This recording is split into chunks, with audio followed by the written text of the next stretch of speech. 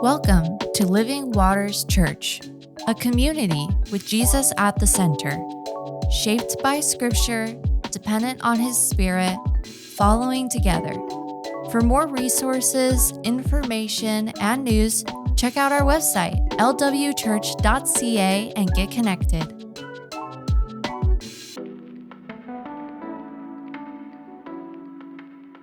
Hi, folks. Good to be with you. My name is Luke. I serve on the team here at Living Waters Church, and we're spending 3 weeks in September to get oriented around who we are as a people of faith and what it means to be a community and to take on some themes together in the Spirit that we think are important. Last week, we heard a message from Dave, which was entitled, "You Are Welcome," calling us back to the great welcome of the gospel. And today, we're looking at a psalm together.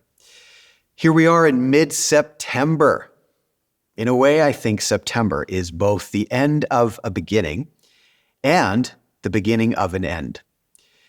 It's the end of a beginning because just a few short weeks ago, everything was fresh and green and holidays were on the horizon and the sun was never, ever going to set on our beach days and barbecues.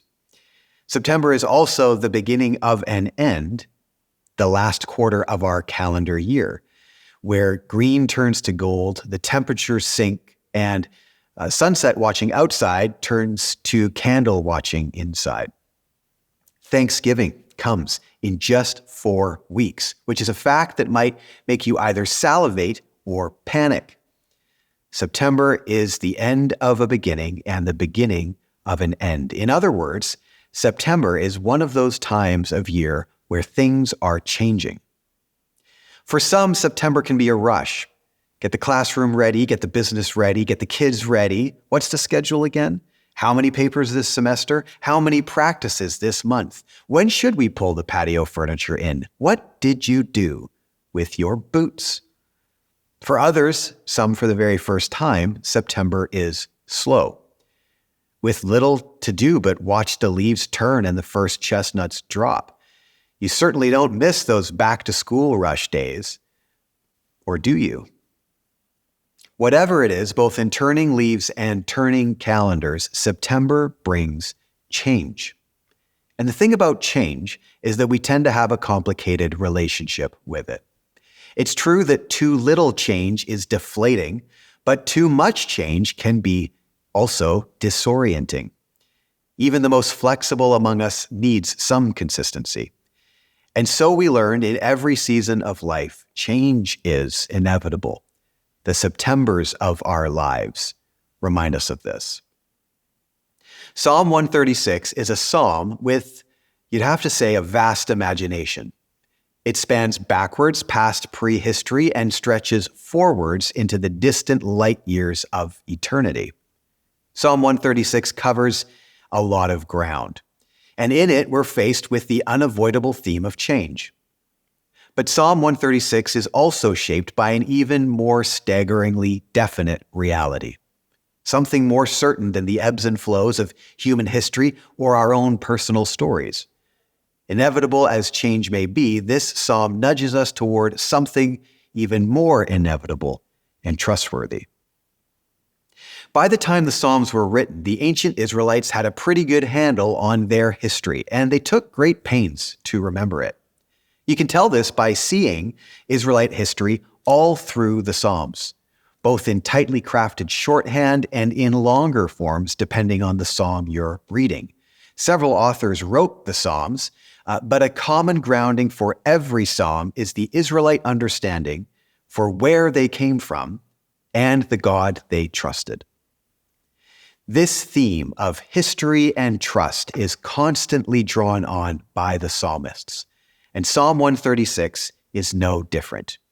We hear in Psalm 136 about a God beyond time and space, and who spun everything into being. The heavens, the seas, the creatures, you name it. That's the creation narrative in Psalm, the first number of verses.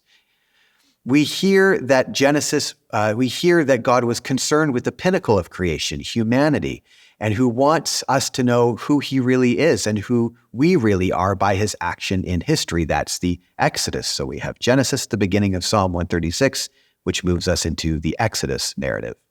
Then we hear that even when it looks dicey, even when we falter, God is making a way forward for us to a place of hope and peace. That's the wilderness to the promised land narrative. This view of a God who rescues and of who provides for all creation since time immemorial is pushed together towards the end of the psalm when we hear, he remembered us in our low estate, and he freed us from our enemies. He gives food to every creature. As he has been all along, God is still present now. Our maker, we hear at the beginning of the psalm.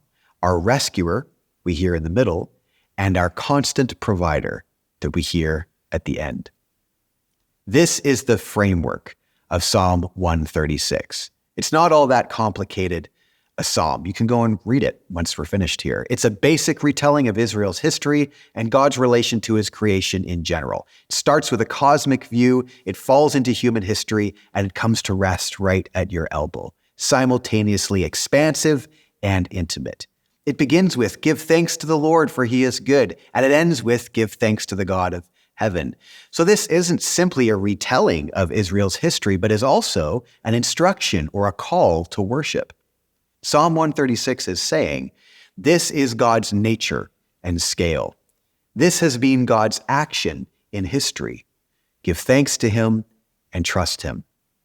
Psalm 136, we know, was sung in ancient worship services where thousands would recite it together, especially during the really big feasts like Passover. Everyone knew it, everyone sang it, and did so every year at the most important moments of the year. We must sing Psalm 136, they'd say to one another. For ancient Israelites, Psalm 136 was a greatest hit.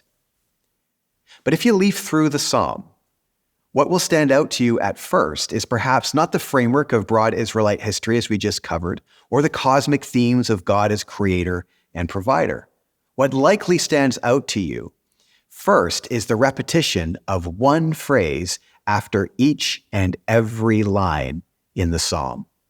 26 times in the psalm, we hear the phrase, his love endures forever. There's no other psalm like it that has that kind of structure. The repetition of this phrase leads the listener to see that the reason we're encouraged to give thanks to the Lord, the reason we are worshiping the God of heaven is because, as repeated 26 times, his love endures forever. Now, you and I are not ancient Israelites, but even now, if we were to read Psalm 136 alone in our room, we'd find ourselves somewhat transported to the beginning of time, through history, right down into our own hearts. Just imagine what it might have sounded like in a huge assembly of ancient Israelites gathered for an annual feast.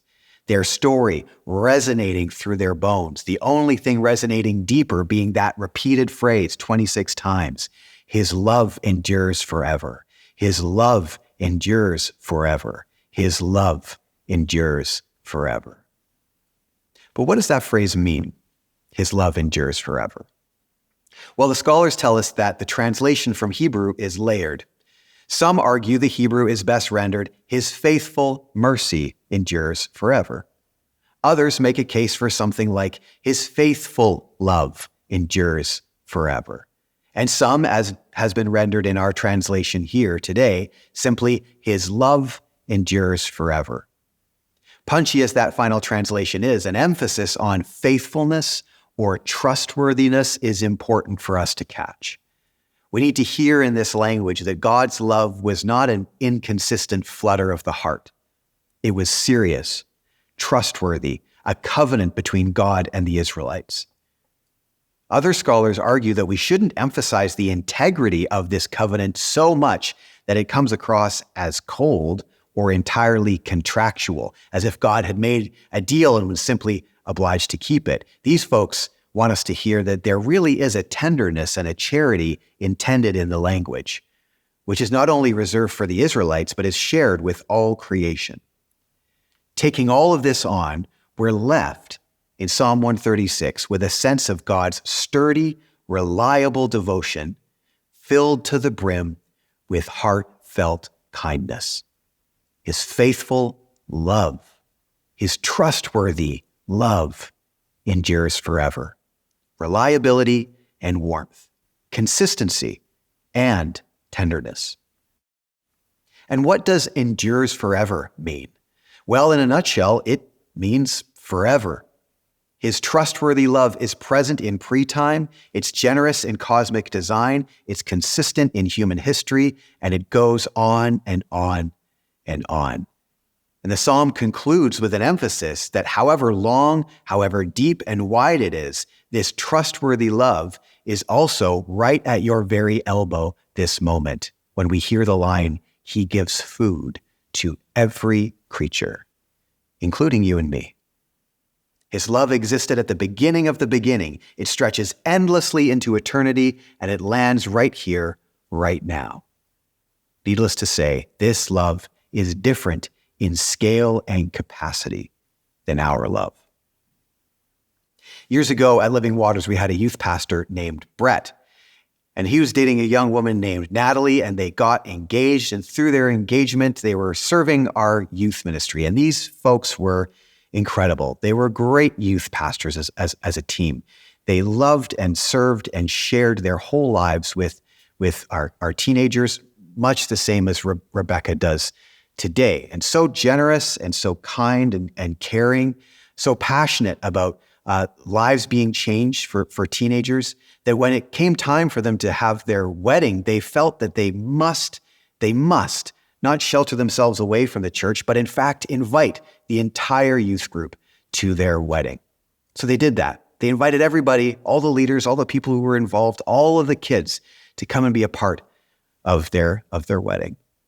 They came to the ceremony. The kids came to the reception, the whole thing. And we had a great day. The ceremony was meaningful. The reception was a blast. The speeches, all that stuff.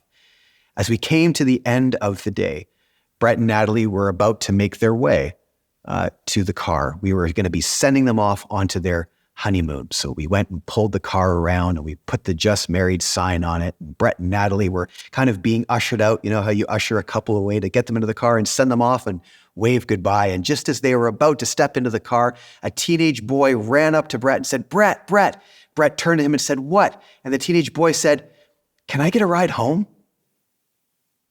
Brett turned to him and said, No, you can't have a ride home. And we kind of overheard this moment and put our arm around the kid and said, "We'll take care of it. Don't worry about it, Brett. We'll make sure that he gets home." And Brett and Natalie stepped into the car and they drove off. Brett and Natalie were a wonderful picture of a pastoral couple sharing their life with the ones they had been charged to love. But as loving and as generous as Brett and Natalie were, in the end, there was a reasonable limit to what they could offer. And we all have limits to our love, circumstantially, even for those that we love the most. We have a limited capacity. Hard as it is to admit, our love is not unending. Psalm 136 tells us that this is not the case with God. His faithful love endures forever. What that phrase holds as the mortar between the bricks of every line in Psalm 136 is a constant, unbeginning, unending, unwavering reality. God's faithful love and care towards his creation, towards humanity, towards you and me, has always been there. It will always be here. And the ancient Israelites saw fit to repeat this again and again, not only as a reminder for themselves, but as their undergirding metronome, the very drumbeat of their life. His faithful love endures forever. His faithful love endures forever. His faithful love endures forever. More rhythmic and steady than breathing. More consistent than the earth's turn on her axis. The bedrock of all creation, the blanket over time and space. Ancient and eternal, near and intimate. Reality of all realities. His faithful love endures forever. And this September is what we can remember too. We who are God's people gathered here and now with our own histories, our own schedules, our own festivals, our own moments of change, our own need for deliverance or forgiveness or feeding. His faithful love endures forever. When the calendar is filling up, when the calendar is empty, when work is overwhelming, when you have to make a decision, when you can't see a way forward, when you're getting the kids out the door for the day, when the diagnosis is unclear, when the diagnosis is bad, when your mind is on fire, when the marriage is on the rocks, when you are lonely, when you're worried you're losing your way, when you're worried you're losing your faith, when you're young, when you're old, when you're sitting in Egypt and you need to be rescued, when you're wandering the desert longing for the promise, when you're alone at night, when you're surrounded here today, from the day we're born to the day our heart stops beating, still the eternal metronome, the drumbeat, goes on. His faithful love endures forever. His trustworthy love goes on forever. His love endures forever. This September, I urge you to be open to everything this phrase holds, to get to know it, to question it, to peer into the depths of it, to breathe it, to let it resonate deep inside. Psalm 136 tells us to fall into time with the tempo of God's trustworthy love. Not as a love amongst other loves, but the love holding everything together. Psalm 136 inspires us to trust that God's faithful love is the truest thing within and beyond our universe and all of our knowing as his creatures. As followers of Jesus, it's what we've hung our lives on, the very crux of our trust, that his faithful love has endured, will go on as we endure in life, in death, in Jesus. In every conceivable season, in our collected and personal histories. Sing it, say it, listen for it everywhere. Hear the holy tempo. His faithful love endures forever. Grace and peace. Thanks for joining today. If you'd like to get more connected or involved in any way, please reach out. We'd love to help. Have a great week.